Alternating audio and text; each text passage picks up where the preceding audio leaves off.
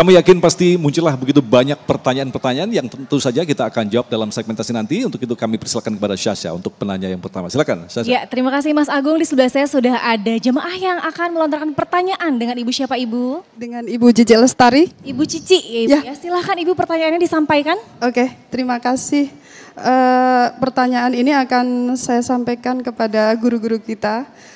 Begini, bagaimana cara menutup aib keluarga yang sudah terlanjur tersebar sebelumnya tanpa kita kehendaki, dan bagaimana amalan apa saja yang bisa kita jalani agar Allah menutup aib kita. Terima kasih sebelumnya. Ya, terima kasih Bu Cici. Masya Allah pertanyaannya bagus sekali ini Ustadz Ustazah. Nanti akan dijawab oleh guru-guru kita usai jeda. Jangan kemana-mana pemirsa, tetap bersama kami di Damai Indonesiaku. Terima kasih pemirsa, masih bersama kami di Damai Indonesiaku. Dan tadi kita masih membahas fenomena mengumbar aib keluarga ya. Dan sudah ada pertanyaan dari Ibu Cici tadi yang akan dijawab oleh narasumber kita, yaitu kepada Ustazah Syifa. Ustadz, pertanyaannya tadi, kalau misalkan aibnya sudah terlanjur tersebar tanpa kita kehendaki, apa yang harus kita lakukan dan bagaimana cara kita untuk menutup aib itu? Silakan Ustazah. Ya, bismillahirrahmanirrahim. Bapak Ibu sekalian, pertanyaannya luar biasa. Kadang kita berumah tangga keceplosan tadi bahasanya, ya. Tidak sadar diri ternyata membuka aib pasangan sendiri, baik suami kepada istri maupun istri kepada suami. Atau bagaimana kejadiannya kalau ternyata aib itu beredar, terbuka, diketahui banyak orang, bukan oleh pasangannya sendiri yang membuka, tapi dari orang lain yang memang mencari tahu aib tersebut. Maka yang harus kita lakukan sebagai pasangan yang baik, seburuk apapun pasangan kita, ketika aibnya terbuka atau diketahui orang banyak, kita harus jadi pembela, penanggung jawab, orang terdekat yang ada di sampingnya. Suami kita ketahuan begini, istri yang nyemangatin. Istri ketahuan begini, suami yang jadi pelindung dan lain sebagainya. Makanya sekali lagi, tadi rumah tangga kan dikatakan oleh guru-guru kita, wa ja'ala bainakum mawaddata wa rahmah. Yang membuat rumah tangga bertahan itu bukan mawaddah, bukan.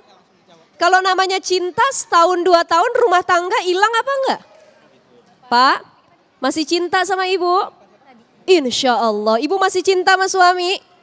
Masih Ustazah, tapi kadang-kadang nyebelin juga katanya. Begitu ya. Maka pernikahan bertahan bukan asas cinta lagi, tapi rahmah, saling penerimaan. Tatkala pasangan kita sedang terpuruk di bawah, aibnya dibuka, diketahui banyak orang, pasanganlah yang maju untuk membela. Saya teringat dengan kisah hadisul ifki. Bagaimana kisah Sayyidatuna Aisyah radhiyallahu anha yang dapat fitnah. Ketinggalan waktu itu oleh pasukan muslim, berjalan dengan laki-laki yang lain karena ingin menolong Aisyah yang tersesat, diketahui oleh orang banyak, dikumpulkanlah fitnah-fitnah yang tidak baik disebarkan. Ya, salah satunya adalah Abdullah bin Ubay itu yang ngasih tahu kalau Aisyah telah berzina dengan laki-laki lain. Rasulullah pun nggak tahu kebenarannya. Apa yang dilakukan kebanyakan, realitanya kalau istri punya salah, suami punya salah, terkadang kita nggak percaya sama pasangan sendiri. Padahal tadi Ustazah sudah ngomong komunikasi. Nggak ada solusi dari permasalahan apapun kecuali komunikasi, ngobrol. Karena rumah tangga 80% isinya ngobrol, betul nggak? Anak mau sekolah ngobrol nggak? Mau beli baju ngobrol nggak? Mau lebaran ngobrol nggak? Mau ngaji ngobrol apa kagak? Apapun yang mau dilakukan dalam kehidupan rumah tangga pasti solusinya harus dengan komunikasi dan ngobrol. Itu ketika Aisyah dapat fitnah, Rasulullah nggak marah, Rasulullah nggak nyerein. Apa yang terjadi? Rasulullah balikin Aisyah ke Abu Bakar.